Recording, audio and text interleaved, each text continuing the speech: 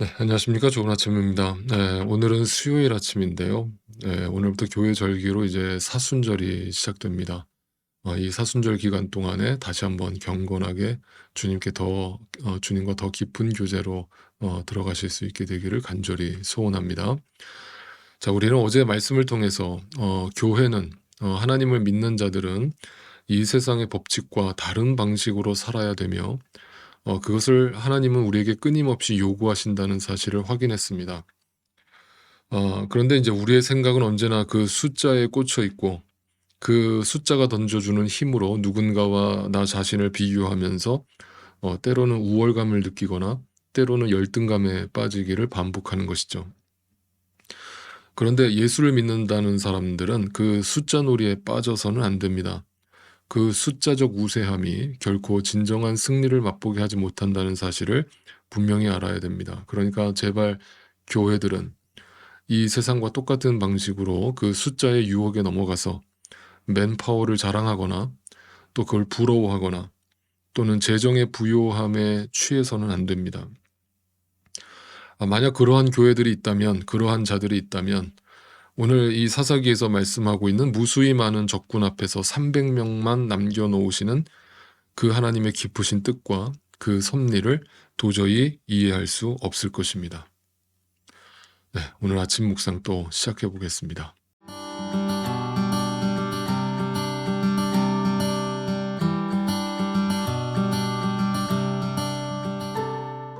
자, 사사기 7장을 펴시고 7장 9절 말씀을 읽어 보겠습니다. 그날 밤 주님께서 기드온에게 말씀하셨다. 너는 일어나서 적진으로 쳐 내려가거라. 내가 그들을 너의 손에 넘겨주겠다. 자, 분명히 기억하세요. 하나님은 이 구절에서 분명하게 하나님의 뜻을 다시 한번 확인시켜 주는데 승리는 우리 인간들이 생각하는 것처럼 어떤 숫자 싸움이 아니라 하나님이 우리에게 그 승리를 주시느냐 안 주시느냐의 싸움이라는 것을 다시 한번 확인시켜 주는 겁니다. 이제부터 이 싸움은 내가 싸우는 싸움이 아니라는 사실입니다. 온전히 그분께 맡겼기 때문에 이 전쟁의 승리와 패배는 그 300명의 숫자를 쳐다보느냐, 와, 나는 이거밖에 없네, 라면서 불평을 하느냐, 아니면 만군의 주 여호와 하나님을 바라보느냐의 싸움인 것입니다. 그래서 때로는 자꾸 우리의 시선이 300명으로 고개가 돌아간다면 아이고 300명 밖에 없어? 나 이거밖에 없어서 어떻게 싸워? 라는 생각으로 자꾸 빠진다면 허벅지를 꼬집고 스스로 뺨을 쳐서라도 정신을 차려야 됩니다. 그대로 고개가 돌아갔다가는 망하는 것입니다. 거기서 신앙은 끝나는 겁니다. 여러분의 신앙은 또 악순환을 반복하는 것입니다. 하나님의 기적을 보지 못하는 겁니다. 하나님의 역사를 경험하지 못하는 겁니다. 그것이 죽는 것입니다. 그런데 우리는 연약한 인간이라는 사실을 또한 잊지 마십시오. 우리가 그렇게 할 수 있다는 뜻이 아니라는 얘기입니다. 자꾸 우리의 고개가 300명 쪽으로 돌아간다면 그때마다 또 위의 것을 바라보지 못하고 자꾸 땅의 것을 쳐다본다면 또 현실에 자꾸 파묻힌다면 이게 또 나구나라고 절감하시고 절망하시고 절대 아닌 척하지 마시고 믿는 척하지 마시고 하나님 앞에 나와서 엎드리시고 부르짖으세요. 하나님, 오늘도 제가 또 이거밖에 되지 않습니다. 오늘도 자꾸 나에게 있는 그 300명이 부족하게 느껴지고 이것으로는 도저히 싸울 힘이 용기가 나지 않는 나 자신을 발견합니다. 하나님 저 좀 붙들어 주세요라고 주님 앞에 매달리세요. 그럴 때 주님께서 어떤 방법을 취하시는가? 오늘 이 기드온의 이야기가 참 감사한 것은 그 기드온 자체가 용사로서 처음부터 등장하지 않았다는 사실 때문입니다. 그가 용사가 아니었다라는 그 사실 하나만으로 우리에게 얼마나 큰 위로가 되고 힘이 되는지 모릅니다. 그 기드온도 바로 우리와 똑같은 존재였다는 뜻이기 때문에 그렇습니다. 기드온이 처음부터 용사로 등장했다면 우리는 이 이야기를 전혀 공감하지 못하면서 읽게 됐을 겁니다. 그런데 하나님은 그런 부끄러운 기드온을 불러내셔서 그에게 어떻게 믿음을 허락하시고 어떻게 300명을 이끌고 그 전쟁에서 승리케 하시는 그 과정을 우리에게 보여주심으로써 우리도 하나님께서 그렇게 승리케 해 주실 수 있다라는 용기와 확신을 불어넣어 주고 계시는 것입니다. 그러니까 그때마다 하나님이 "야 너 왜 그거밖에 안 돼?" 라면서 우리를 다그치거나 우리를 절벽으로 밀어내시는 게 아니라 "그래 넌 그거밖에 안 되지. 내가 너를 잘 알지. 그러니까 내가 또 너를 너의 눈높이에 맞춰서 이끌어 갈 테니까 걱정하지 마. 두려워하지 마. 나만 믿고 따라와." 라면서 이런 말씀을 주시는 거예요. 자 10 절을 보세요. "네가 쳐 내려가기가 두려우면" 자 여러분 거기다가 밑줄을 쳐 놓을까요? 두려우면 네 내려가기가 두렵대요. 이게 무슨 말이에요? 하나님은 기드온을 정확하게 알고 계시죠. 하나님은 우리를 정확하게 알고 계시죠. 기드온은 자세히 보시면 절대로 하나님 앞에서 "하나님 나 지금 두려워요. 저 못 가겠어요."라는 말을 입으로 뱉은 적이 없어요. 사사기에는 기드온이 "하나님 저 두렵습니다."라고 고백하는 장면이 안 나와요.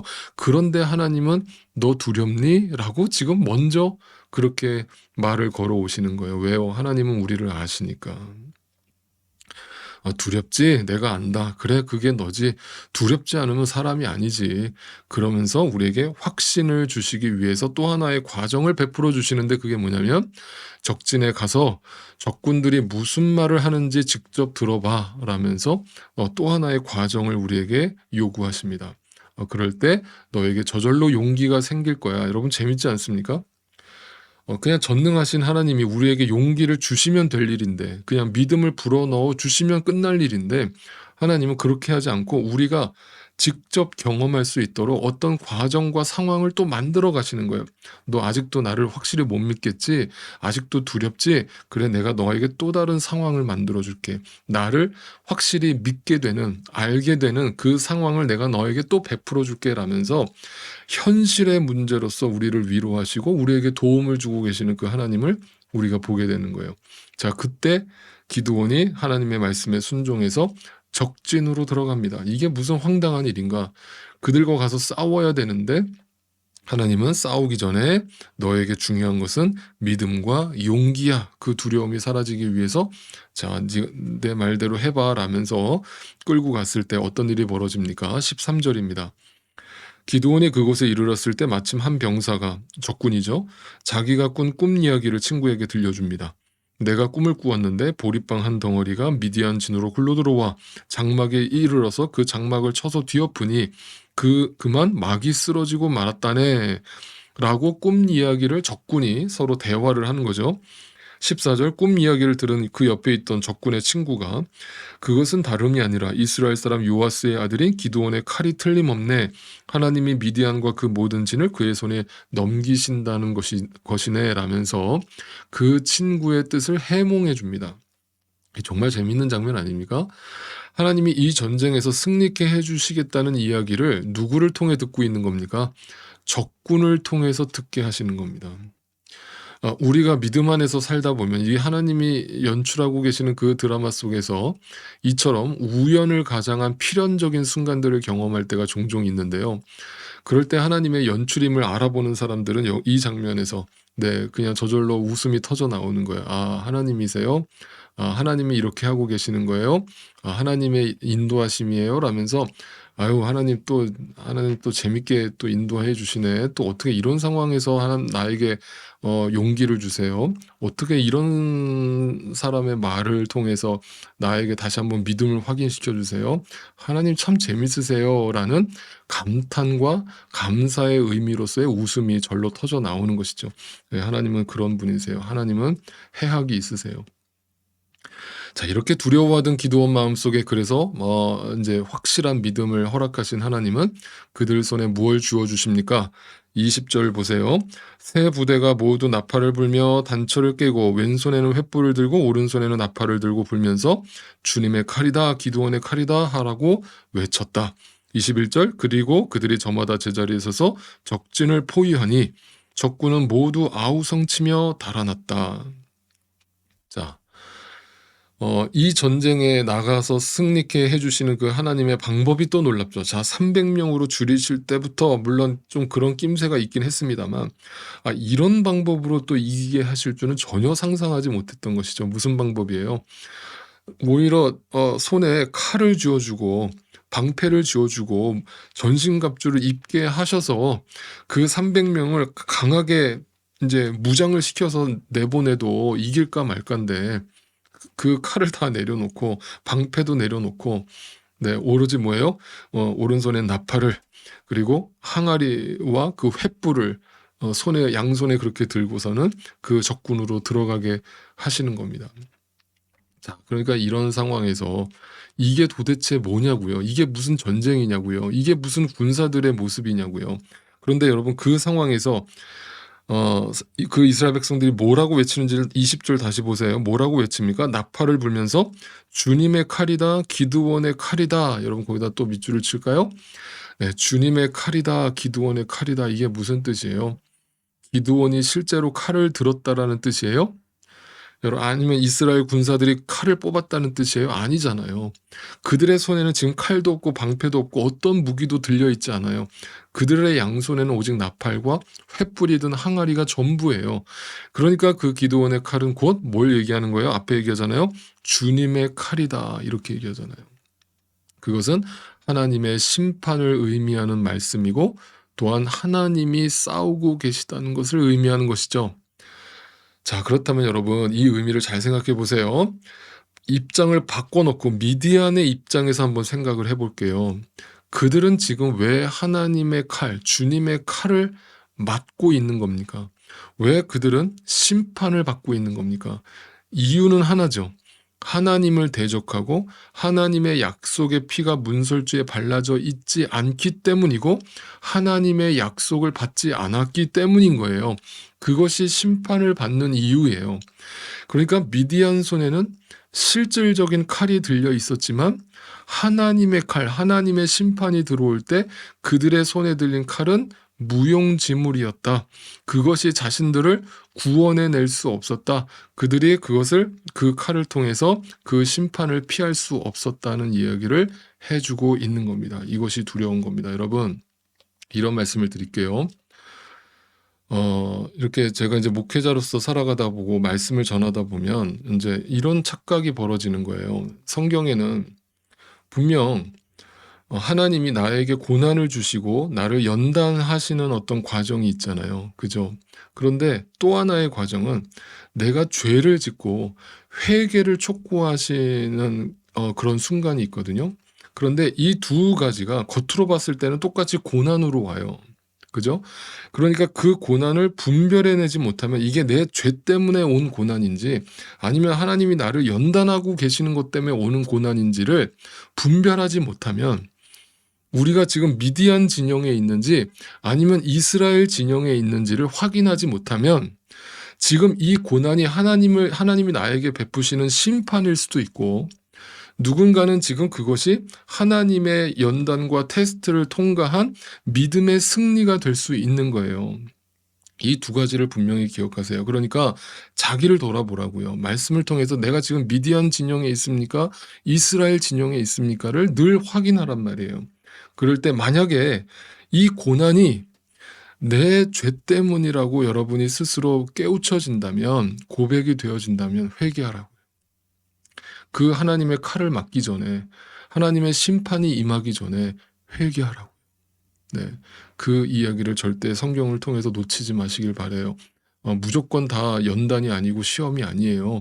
때로는 내 죄를 회개를 촉구하시는 하나님의 메시지가 그 안에 있을 수 있는 거예요. 자, 그런데 여러분 여기서 또 한 가지 우리가 살펴봅시다. 왜 하나님은 이스라엘 백성들의 손에서 그 칼을 내려놓게 하시고 오로지 횃불과 나팔과 항아리를 들게 하셨는가? 횃불은 하나님의 말씀 또는 하나님의 생명을 상징하죠. 그런데 항아리가 처음에는 비어 있었죠. 그 비어 있는 항아리가 바로 우리예요. 여러분, 항아리는 뭘로 만들죠? 항아리는 흙으로 만들어요. 흙은 성경에서 아담, 우리 자신이란 말이에요. 그러니까 흙으로 빚어진 항아리는 부서져야 되는 존재고 깨져야 되는 존재인 거예요. 그 안에 횃불이 담겨진다고요. 그러니까 그 항아리가 곧 우리의 육신이라면 성경에서 한결같이 이렇게 얘기하는 거예요.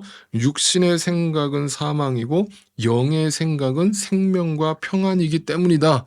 그래서 육신의 생각은 미디안처럼 하나님과 원수가 되고 육신으로 사는 자들은 하나님이 결단코 하나님을 기쁘시게 할 수 없기 때문에 반드시 하나님이 심판하신다라는 얘기를 하고 있는 겁니다. 그래서 빈 항아리에 불과하던, 흙으로 빚어진 그 항아리에 불과하던 우리의 영혼에 하나님의 생명의 빛, 진리의 빛이 담긴 거예요. 보배가 담긴 거예요. 다시 말하면 이것이 사도 바울의 표현대로라면 질그릇에 보배를 가졌다라고 하는 그 표현과 일맥상통하는 거죠. 그래서 보배가 담겼음을 확인할 때, 그 횃불이 담겼음을 확인할 때 그것이 더 선명하게 어둠을 밝히게 하기 위해서 행해지는 것이 뭐예요? 항아리를 깨버리는 거죠. 질그릇은 깨어져야 되는 거예요. 항아리는 깨어져야 되는 겁니다. 그래야 그 안에 횃불이 활발 타올라 어둠을 비추고 적군을 몰아내는 겁니다. 오늘도 내 육신의 생각을 죽이실 수 있기를 바라요. 그 육신의 것을 주님 앞에서 회개하실 수 있기를 바라요. 내 육신의 생각과 죄를 깨트려 버릴 때 진리의 빛이 더 선명하게 드러나고 그 보배가 빛을 발하게 된다는 사실을 오늘도 잊지 않으실 수 있기를 바라요. 그런데 여전히 우리가 내 육신의 생각과 내 정욕에 사로잡혀서 그 항아리를 깨지 못하고 있을 때 우리 안에 계신 성령 하나님은 자신을 드러내시기 위해서, 그 빛을 드러내시기 위해서 우리를 주님의 때에, 주님의 시간 속에서 우리를 고난 속에 노출시키고 계시는 거예요. 그래서 그 고난을 통해서 그 항아리를 깨버리시는 겁니다. 말씀을 정리하겠습니다. 기드온은 남들 몰래 숨어서 부끄러운 짓이나 하던 그런 치졸한 인간이었습니다. 그 인간이 바로 우리 자신입니다. 그런 인간을 불러내셔서 주님의 칼로 만드시기까지 하나님의 길고 긴 인내와 수고가 있었다는 사실을 놓치지 마세요. 하나님의 임재 앞에 두려워서 벌벌 떨던 한 인간을 양손에 나팔과 횃불이 든 항아리만을 들고 적군으로 뛰어들게 만드신 그 믿음의 용사로 탈바꿈시켜 놓으신 분이 누구신가? 그분이 바로 우리 주님이시라는 거예요. 그것이 주님이 오늘도 우리를 통해서 하시는 일이고 그것이 주님의 방법이에요. 우리가 남들보다 뛰어나서도 아니고 우리가 남들보다 특별해서가 아니라 우리가 가진 것이 특별하고 우리가 가진 것이 보배이기 때문이고 횃불이기 때문인 거예요. 내 손에 들려진 것은 나팔과 횃불과 항아리가 전부임을 오늘도 확인하셔야 합니다. 그리고 그것으로 만족하셔야 해요. 그것으로 만족이 되지 않는다면 다른 것이 자꾸 기대가 되고 그것을 바라게 된다면 이보다 더 좋은 것을 찾는다면 여러분 아직도 주님 한 분만으로 만족하지 못하시는 거예요. 여러분 그 은혜가 이미 여러분에게 족합니다. 내일 아침에 또 뵙겠습니다.